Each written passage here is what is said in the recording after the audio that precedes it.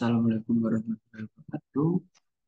Izin Pak, izin memperkenalkan diri, nama saya Nadia Dugale Bapak dari Foto ITM BPA. Di sini saya akan mempresentasikan hasil dari pembuatan PPT dari materi yang telah Bapak berikan, yaitu materi istilah-istilah pada sistem kendali. Langsung saja kita mulai.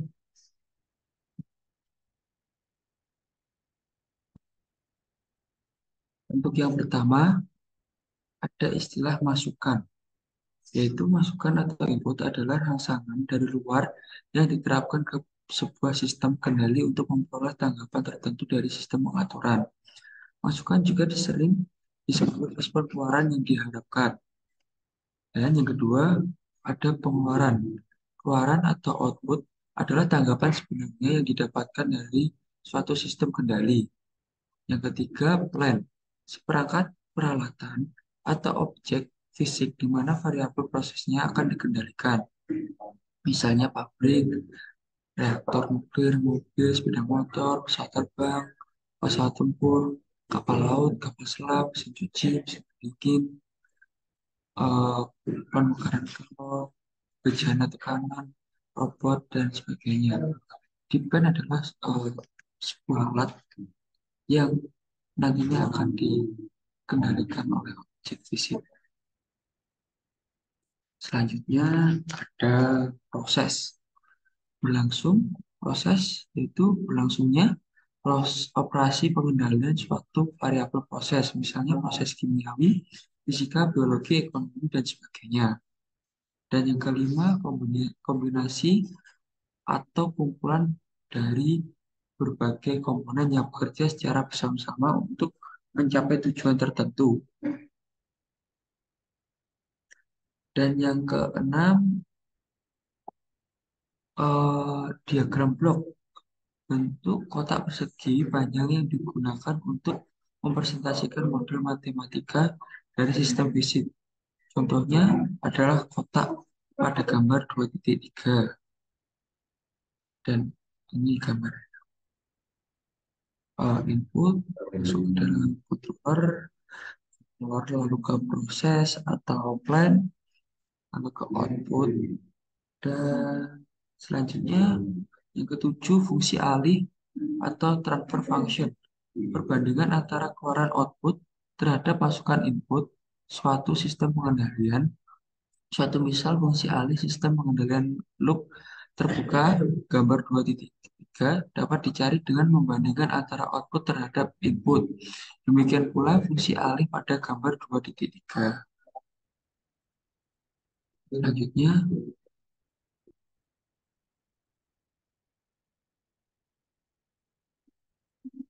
8 adalah sistem pengendalian umpan maju. Sistem kendali ini disebut juga sistem pengendalian loop terbuka. Pada sistem ini, keluaran tidak ikut andil dalam aksi pengendalian. Di sini kinerja kontrol tidak bisa dipengaruhi oleh input referensi. Dan yang kesembilan, sistem pengendalian umpan balik. Istilah ini sering disebut juga sistem pengendalian tertutup. Pengendalian jenis ini adalah suatu sistem pengaturan di mana sistem keluaran pengendalian ikut andil dalam aksi kendali. Seperti pada gambar 2.3 ini. Selanjutnya, yang ke-10, sistem pengendalian manual. Sistem pengendalian di mana faktor manusia sangat dominan dalam aksi pengendalian yang dilakukan pada sistem tersebut. Peran manusia sangat dominan dalam menjalankan perintah sehingga hasil pengendalian akan dipengaruhi pelakunya. Pada sistem kendali manual ini juga termasuk dalam kategori sistem kendali jarak tertutup. Tangan berfungsi untuk mengatur permukaan fluida dalam tangki. Permukaan fluida dalam tangki bertindak sebagai masukan, sedangkan penglihatan bertindak sebagai sensor.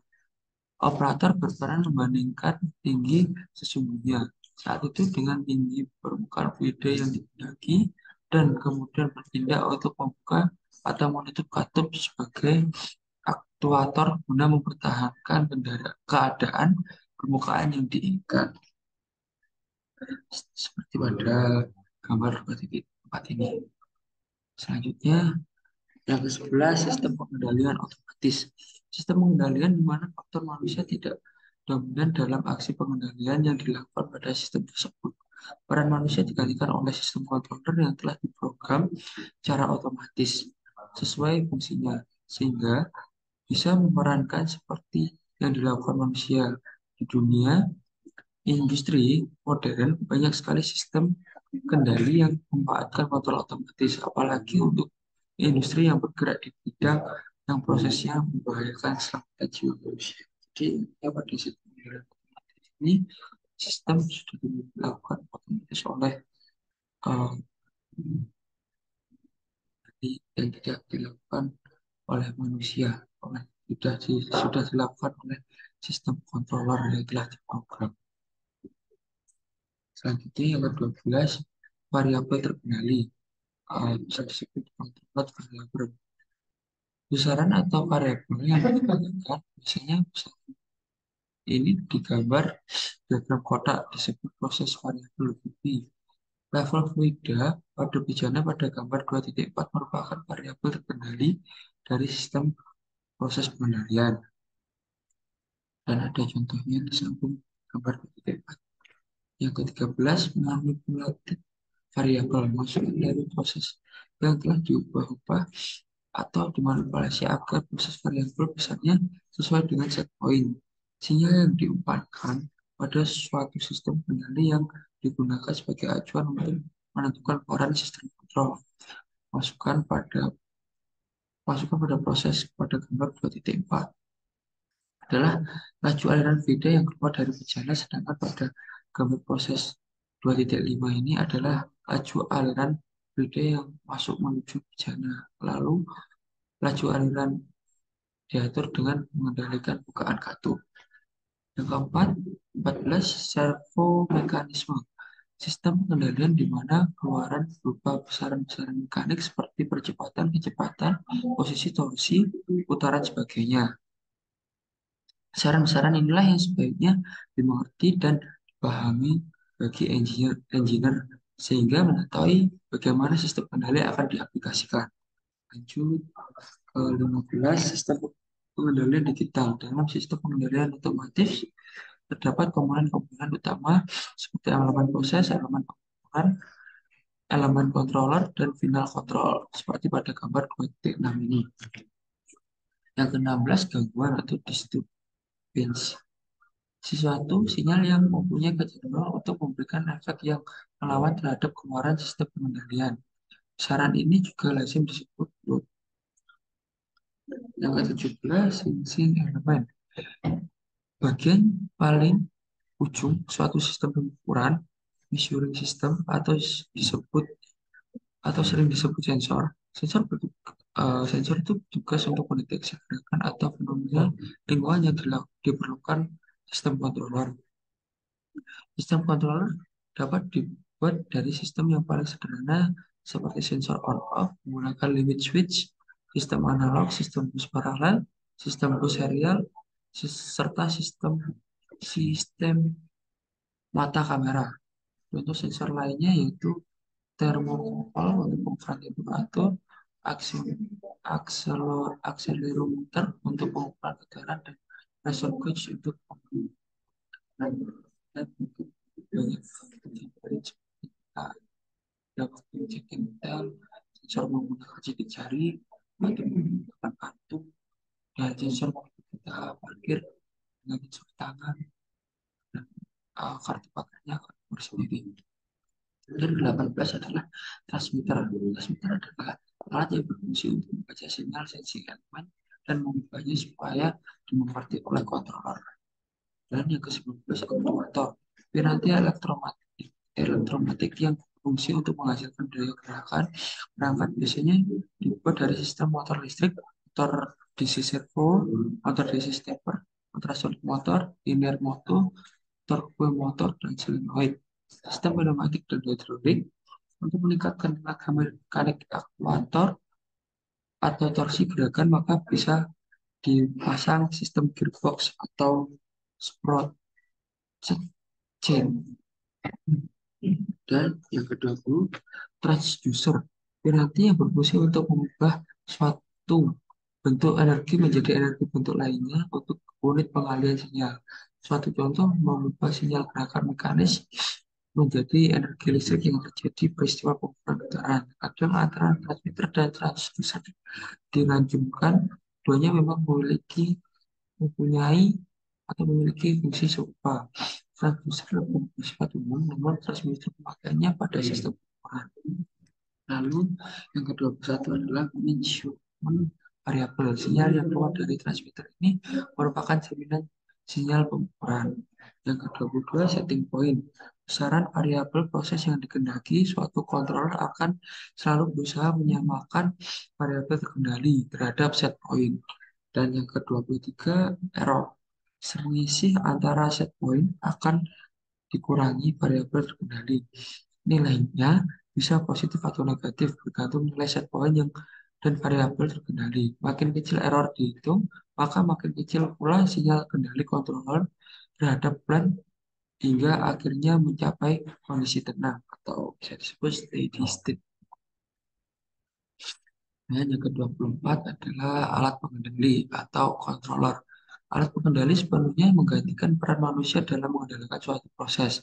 Controller merupakan elemen yang mengerjakan tiga dari empat tahapan pengaturan, yaitu A.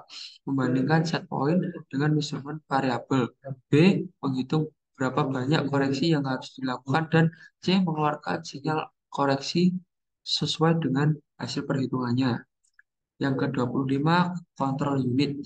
Sebagian unit controller yang menghitung besarnya koreksi yang diperlukan. Yang ke-26, final controller element.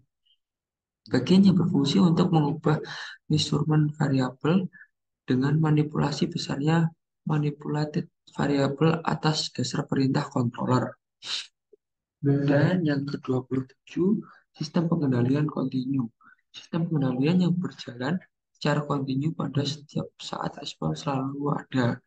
Seperti pada gambar 27, sinyal E yang masuk ke dalam controller dan sinyal MT yang keluar dari controller adalah sinyal kontinu.